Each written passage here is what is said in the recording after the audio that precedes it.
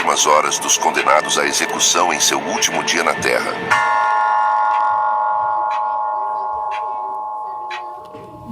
Ted Bundy. Ted é um famoso em série e violentador de corpos, considerado um dos criminosos mais famosos do século XX.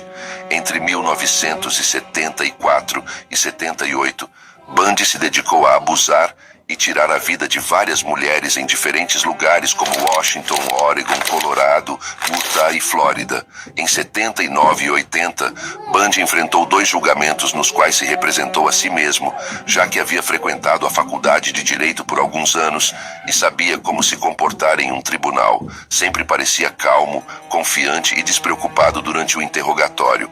No entanto, as provas apresentadas contra ele eram irrefutáveis e no final de 1979 ele foi condenado à morte em 2 ocasiões, mas isso não marcou o fim para Ted Bundy. Em 80, ele enfrentou outro julgamento pelo homicídio de Kimberly Lyric, uma menina de apenas 12 anos que foi sua última vítima na Flórida. Lá ele foi condenado à morte por eletrocução pela 3ª vez. Ele passou quase uma década esperando sua execução na prisão estadual da Flórida, também conhecida como prisão de Stark.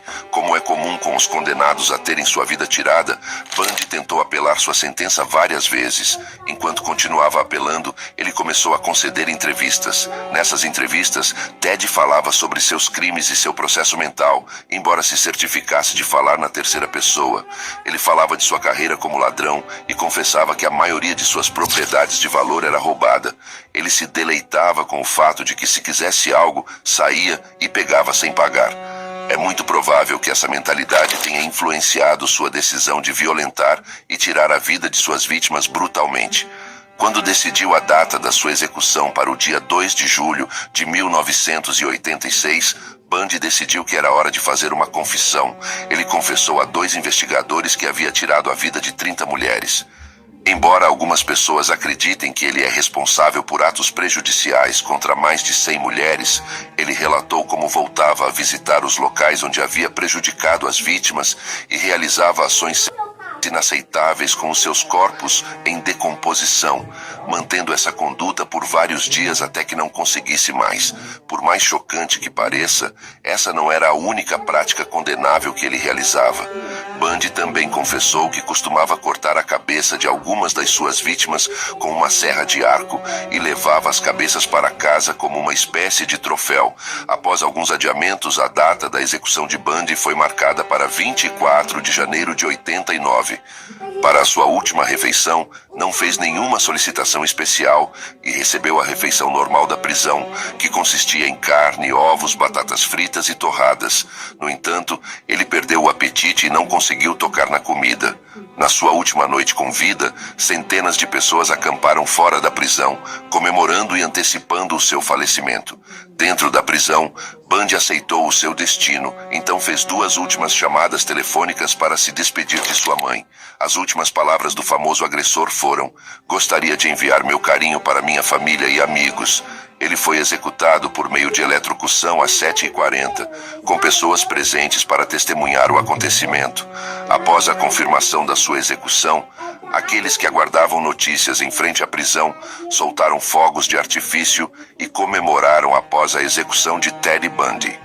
Após a execução de Ted Bundy, o seu corpo foi transferido para o escritório do médico legista para uma autópsia. O seu cérebro foi retirado e entregue a cientistas para exame, a fim de procurar qualquer anomalia que possa ter contribuído para os seus atos condenáveis. Por fim, o corpo de Bundy foi cremado conforme o seu desejo, e as cinzas foram espalhadas nas montanhas de Washington, o mesmo local onde ele ocultou os corpos de algumas das suas vítimas. John Wayne Gacy. A infância de John Gacy foi problemática, pois seu relacionamento com o pai estava tenso. Seu pai, que era alcoólatra, frequentemente o machucava fisicamente e emocionalmente, assim como suas irmãs e a mãe.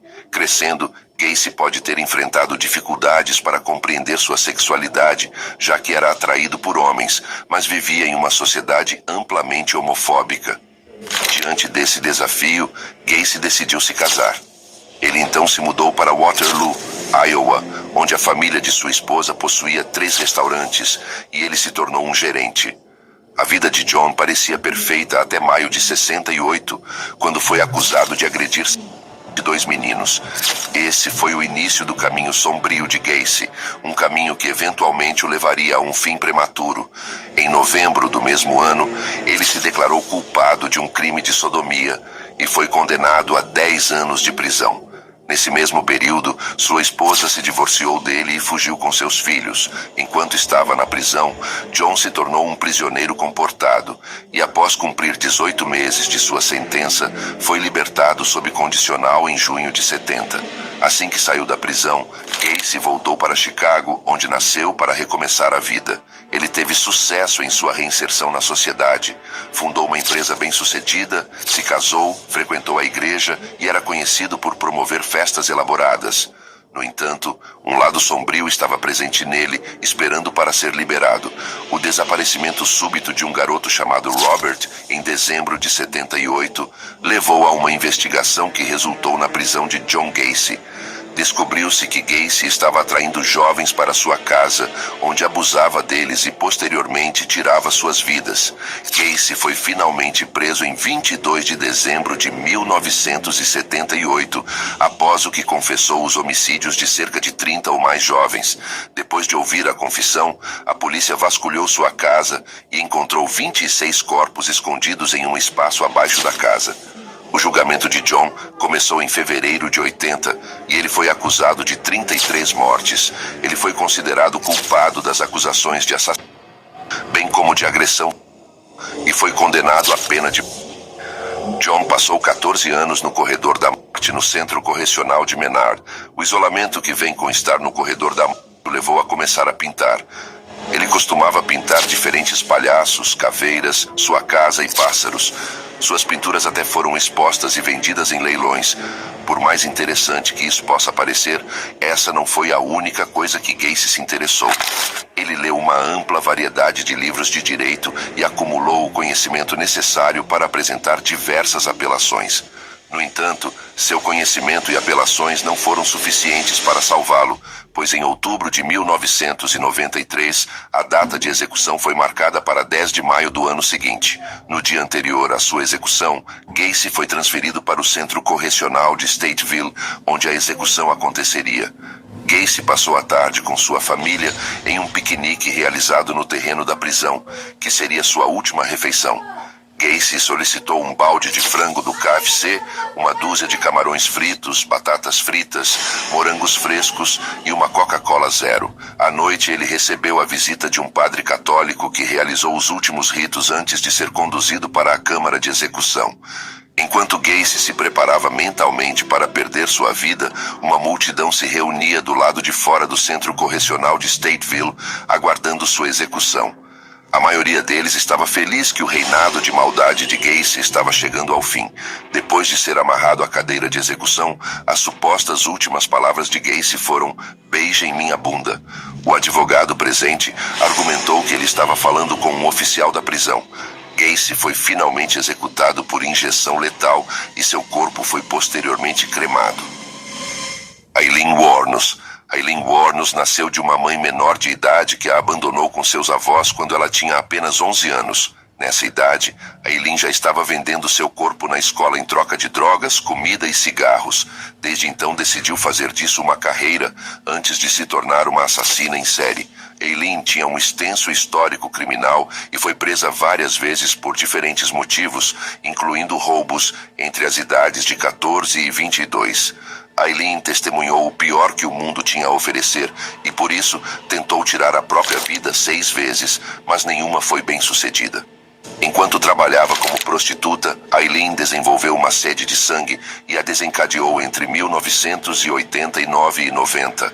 Ela tirou a vida de 7 homens com idades entre 40 e 65 anos e ficou conhecida como a Dama da Noite. Aileen foi eventualmente presa na Flórida e acusada do homicídio de 6 homens.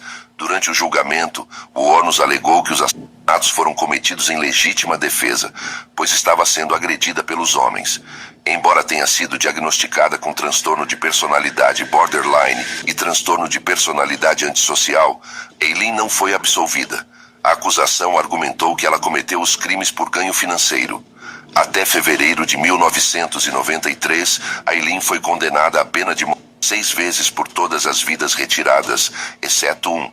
Desde o momento de sua prisão até a execução, Aileen passou 12 anos esperando sua própria execução.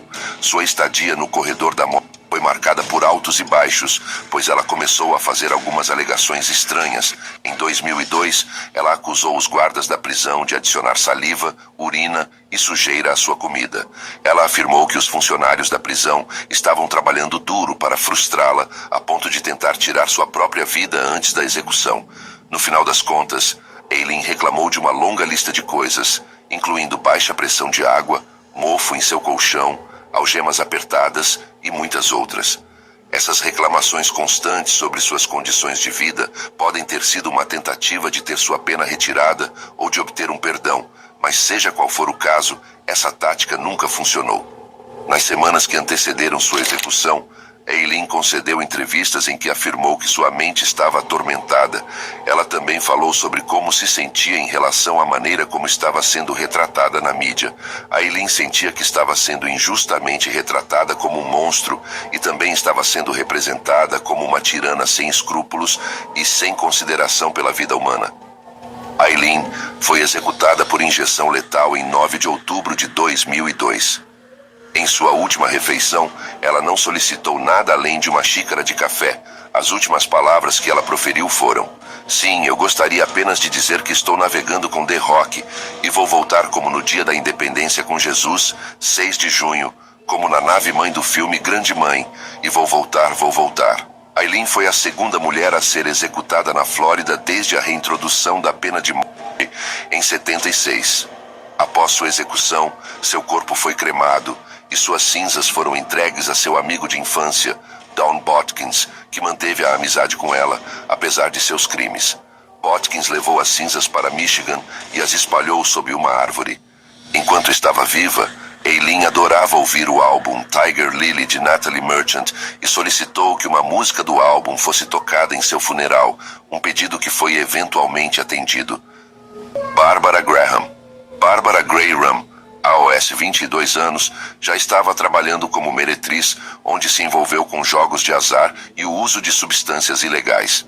Ela fez amizade com criminosos conhecidos que a introduziram a todo tipo de atividades criminosas. Após 3 casamentos mal-sucedidos no passado, Barbara se casou com Henry Graham em 1953, que trabalhava como barman, mas era um criminoso viciado de baixo nível. Bárbara logo fez amizade com os amigos de seu marido, que também eram criminosos, e em pouco tempo começou a conviver com pessoas como Jack Santo e Emmett Perkins. A amizade de Bárbara com Jack Santo e Perkins mais tarde a levaria a cometer seus piores crimes e eventual morte. Conforme a amizade deles florescia, Bárbara iniciou um caso com Perkins, que lhe contou sobre seus planos de roubar uma mulher idosa que supostamente guardava grandes somas de dinheiro e joias caras em sua casa. Quando o plano estava definido, Bárbara, Santo, Perkins e outros 2 cúmplices foram à casa da mulher, reviraram tudo, a machucaram brutalmente a ponto de tirarem a vida da senhora. Apesar de seus melhores esforços, o roubo não foi bem sucedido, pois não encontraram dinheiro algum. No entanto, cometeram um crime grave que levou a polícia diretamente a eles. Durante o julgamento, Bárbara manteve sua inocência, mas as evidências apresentadas contra ela, incluindo depoimentos de testemunhas e provas físicas, levaram à sua condenação. No Tribunal da Opinião Pública, ela foi apelidada de Babs a Sangrenta, devido à gravidade do assassinato e à falta de remorso. Em 55, Bárbara, Santo e Perkins foram eventualmente considerados culpados de homicídio em primeiro grau e condenados à pena de... Bárbara tentou apelar de sua sentença, mas todos os recursos falharam e sua data de execução foi marcada para 3 de junho de 1955.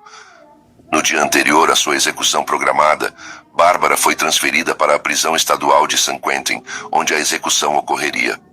Durante a maior parte do tempo, ela se sentia inquieta, andando de um lado para o outro na cela de espera da câmara de execução. Era uma cela pequena, e ela só conseguia dar 4 passos entre a parede e a porta.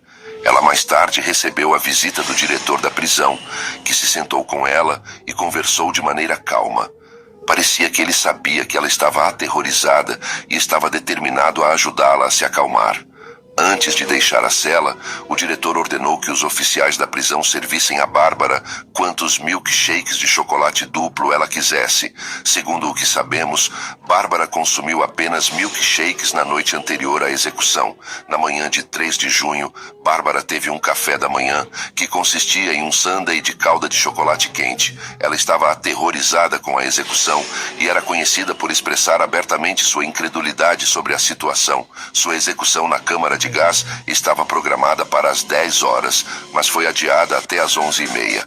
Bárbara pediu para que colocassem um pano sob seus olhos para que ela não visse o rosto dos policiais. Suas últimas palavras foram: pessoas boas sempre têm tanta certeza de que estão certas.